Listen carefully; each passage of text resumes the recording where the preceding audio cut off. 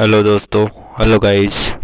एक बार फिर आपके सामने एक नई वीडियो लेके आए हैं।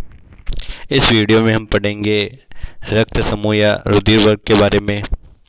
सर्वदाता और सर्वग्राही ब्लड ग्रुप कौन सा होता है और रक्त समूह होते हैं वो कितने प्रकार के होते हैं, उसकी खोज किसने की। और पढ़ेंगे कि आप सकते हैं और ब्लड ले सकते हैं, और कौन जो रक्तदाता है जो रक्तदान कर सकता है, यानी कौन से व्यक्ति है जो रक्तदान किस स्थिति में रक्तदान कर सकते हैं, किस स्थिति में रक्तदान नहीं कर सकते हैं। तो इसके बारे में तो चलते हैं अपनी वीडियो की ओर तो पहला टॉपिक जो मानव, उसमें जो रक्त पाया जाता है उससे रक्त के जो कार्य है वो कार्य क्या होता है। तो रक्त के अपने कार्य होते हैं। एक मिनट दोस्तों।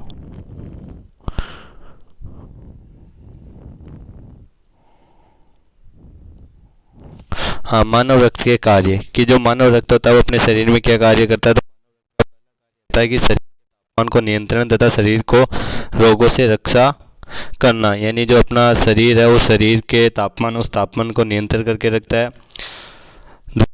रक्त का थक्का बनाना, यानी जो जैसे हमने पहले पढ़ा था पिछली वीडियो में कि जो रक्त का थक्का बनाने के लिए क्या काम में आते हैं, तो प्लेटलेट्स काम में आती है। कौन सा?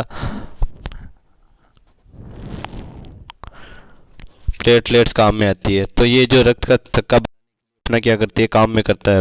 रक्त क्या करता है, अपने रक्त का थक्का बनाता है, पदार्थों को शरीर के सभी पहुंचाता है, और रोगों से रक्षा करना, घाव का भरना, यानी जहाँ कहीं पे अपनी चोट लग जाती है उस चोट को भरने का जो कार्य है वो कार्य कौन करता है दोस्तों?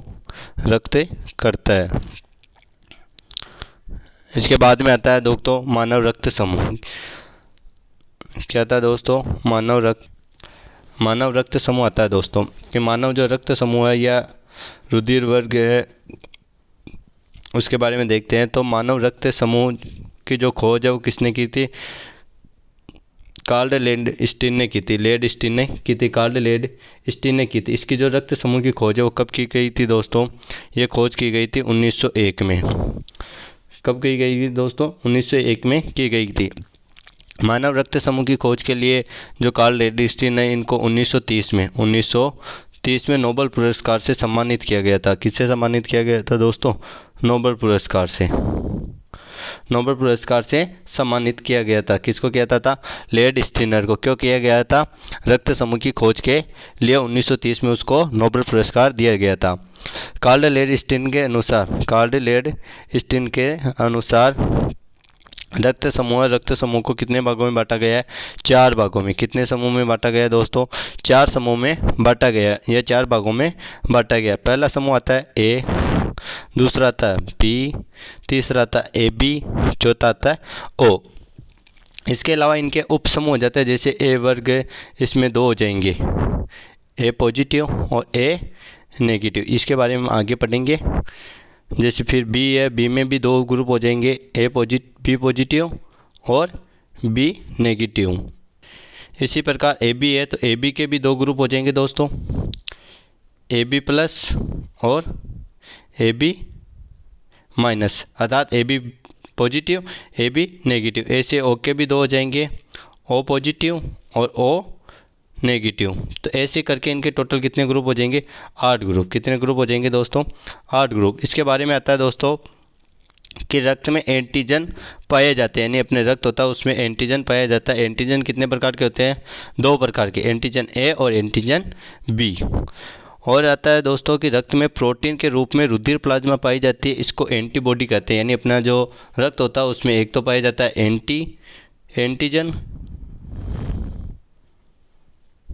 एंटीजन पाया जाता है और एक पाया जाता है एंटीबॉडी। क्या पाया जाता है दोस्तों? एंटीबॉडी।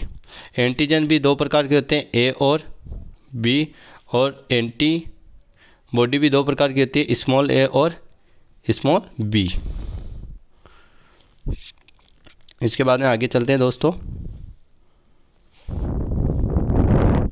अब आता है कि कौन सा रक्त समूह है जिसमें या रुधिर वर्ग है जिसमें एंटीजन पाया जाता है और कौन सा एंटीबॉडी पाया जाता है, इसके बारे में देखते हैं। देखो दोस्तों, ए ग्रुप में अपना ए एंटीजन पाया जाता है, कौन सा एंटीजन, और बी एंटीबॉडी पाया जाता है।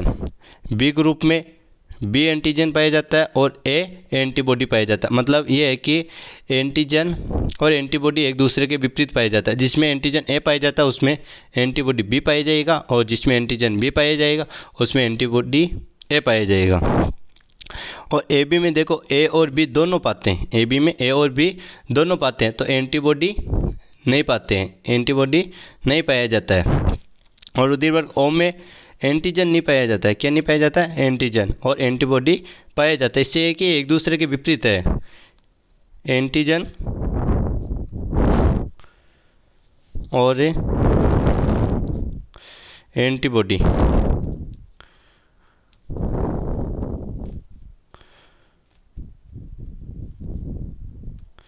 विपरीत है एक दूसरे के, क्या है, विपरीत है। समझ में आ गया दोस्तों? आगे चलते हैं। अब आगे आता है दोस्तों कि कौन किसको ब्लड दे सकता है, कौन किससे ब्लड ले सकता है। यानी किस स्थिति में हम, मान लो कभी कोई दुर्घटना हो जाती है या कुछ कारणवश किसी के ब्लड की कमी आ जाती है, तो उस समय हमें किसको रखते, कौन सा वर्ग है जो भाई किसको रखते दे सकता है, कौन सा वर्ग किसको रखते नहीं दे सकता, उसके बारे में देखते हैं। ये जानकारी कि कौन किसको ब्लड दे सकता है, ये सभी के लिए इम्पोर्टेंट है दोस्तों, चाहे वो तैयारी कर रहे हो या नहीं कर रहे हो, क्योंकि ये तो हर किसी के काम में आने की चीज़ है दोस्तों। जैसे मान लो कभी हॉस्पिटल में गए और किसी दुर्घटना के या किसी ऑपरेशन में या किसी अन्य आवश्यकता के अनुसार ब्लड की आवश्यकता हो गई या रक्त की आवश्यकता हो गई, तो उसमें अपने को पता होना चाहिए भाई अपने को अपने खुद के कौन सा वर्ग है और हम किसको दे सकते हैं, किसको ले सकते हैं। तो देखो दोस्तों, पहला वर्ग आता है कि ए पॉजिटिव। क्या आता है दोस्तों? ए पॉजिटिव। ए पॉजिटिव जो है वो ए पॉजिटिव को दे सकता है रक्त, और ए बी पॉजिटिव को दे सकता है। यानी दोस्तों ए पॉजिटिव केवल दो ही जनों को रक्त दे सकता है, एक तो ए पॉजिटिव और एक ए बी पॉजिटिव को रक्त दे सकता है। ए माइनस देखो ए पॉजिटिव को भी दे सकता है और ए माइनस को भी दे सकता है, ए बी पॉजिटिव को भी दे सकता है और ए बी नेगेटिव को भी दे सकता है। यानी ए माइनस जो है A positive, A negative, A B positive और ए बी माइनस, यानी चारों जनों को ये दे सकता है। अब आता है दोस्तों बी पॉजिटिव है, वो बी को दे सकता है, बी पॉजिटिव को दे सकता है और ए बी पॉजिटिव को दे सकता है। मतलब ये भी किसको दे सकता है? दो जनों को। बी नेगेटिव आता है, बी नेगेटिव बी पॉजिटिव को दे सकता है, बी नेगेटिव को दे सकता है, ए बी पॉजिटिव को दे सकता है और ए बी नेगेटिव को दे सकता है। अब आता है दोस्तों ओ प्लस या ओ पॉजिटिव, दोनों बोल सकते हैं दोस्तों इसको। ओ पॉजिटिव ये ए बी प्लस को दे सकता है, बी प्लस को दे सकता है, ए बी प्लस को दे सकता है और ओ प्लस को दे सकता है। मतलब जो ओ प्लस है वो केवल प्लस वालों को दे सकता है। किसको दे सकता है दोस्तों? प्लस वालों को दे सकता है। ओ माइनस है दोस्तों, ये एनी ब्लड ग्रुप, यानी ये सभी को दे सकता है। किसको दे सकता है? सभी प्रकार के ग्रुपों को दे सकता है। अब आता है A B plus only A B plus वाले को दे सकता है, ए बी माइनस वाले को दे सकता है और ए बी प्लस वाले को दे सकता है। तो दोस्तों जब तक मुझे पता है आपको समझ में आ गया होगा, तो दोस्तों आपको केवल एक याद करना है, ए पॉजिटिव वाला याद करना है कि ए पॉजिटिव किसको दे सकता है? ए पॉजिटिव है वो ए पॉजिटिव को दे सकता है और ए बी पॉजिटिव को दे सकता है। अब इसमें ए माइनस वाले में क्या आ जाएगा या ए नेगेटिव वाले में क्या आ जाएगा दोस्तों कि वो सब चार ग्रुपों को दे सकता है। कौन कौन से? A positive, A negative, A B positive और ए बी नेगेटिव। ऐसे बी में दोस्तों बी पॉजिटिव और ए बी पॉजिटिव, और बी नेगेटिव में बी पॉजिटिव को दे सकता है, बी नेगेटिव को दे सकता है, ए बी पॉजिटिव को दे सकता है और ए बी नेगेटिव को दे सकता है। ऐसे ओ में है तो ओ प्लस केवल प्लस वालों को सभी को दे सकता है, और ओ माइनस है वो सभी को दे सकता है चाहे वो नेगेटिव हो या पॉजिटिव हो। ए बी प्लस केवल ए बी प्लस को ही दे सकता है, और A B minus A B minus को दे सकता है और ए बी प्लस को दे सकता है। यानी इनमें हम देखते हैं तो सर्वदाता जो रक्त समूह है वो कौन सा हो जाएगा, ओ नेगेटिव। कौन सा हो जाएगा दोस्तों, ओ नेगेटिव हो जाएगा। यानी इस सभी को क्या कर सकता है। आगे देखते हैं दोस्तों, आगे वाले में बताते हैं कि जो सर्वदाता है क्या है दोस्तों, सर्वदाता है वो है ओ, है ना। अगर माइनस में पूछ, और सर्वदाता रक्त समूह कौन सा है दोस्तों, ओ। और सर्वग्राही वाला रक्त समूह कौन सा, ए बी। कौन सा है दोस्तों, सर्वग्राही वाला कौन सा है दोस्तों, ए बी। कौन सा है, ए बी। तो दोस्तों ये आपको पता चल गया होगा कि कौन किसको ब्लड दे सकता है और कौन किसको ले सकता है। अब देखते हैं कि दोस्तों हम रक्तदान जो होता है कि रक्तदान में कौन किसको रक्तदान कर सकता है और कौन किसको रक्तदान नहीं कर, कौन है जो रक्तदान कर सकता है, कौन रक्तदान नहीं कर। तो दोस्तों देखते हैं कि रक्तदान कि जिसका वजन 45 केजी से कम है, कितने केजी से कम है दोस्तों, 45 केजी से अगर किसी का वजन कम है तो वो रक्तदान नहीं कर सकता है। रक्तदान नहीं कर सकता मतलब रक्तदान करने के लिए कम से कम कितना केजी वजन होना चाहिए, 45 केजी। कितना केजी होना चाहिए दोस्तों, 45 केजी। पिछले 12 महीनों में कोई टैटू नहीं होना चाहिए। यानी अपने हाथों पे हम जो टैटू बनाते हैं, हाथों पे या कहीं पे बनाओ, तो पिछले 12 महीनों में अपने जो हाथों पे टैटू है वो टैटू नहीं बना होना चाहिए।